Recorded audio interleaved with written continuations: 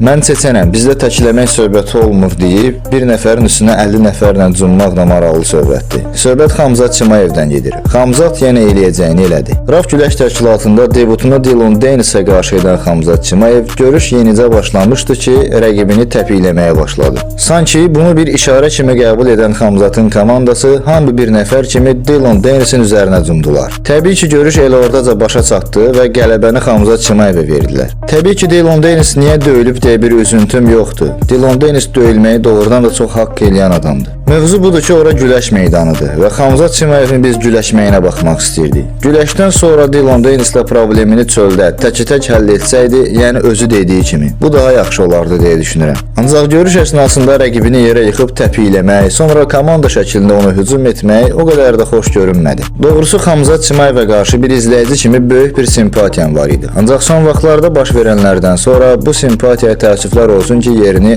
antisimpatiya ilə əvəz edib. Hər bir halda bu adamı döyüşərkən izləməkdən xoşum gəlir. Ona görə ümid edirəm ki, bu cür hərəkətlərə görə UFC-də problem yaşamaz, uzaqlaşma yaşamaz və biz onun döyüşlərini izləyə bilərik.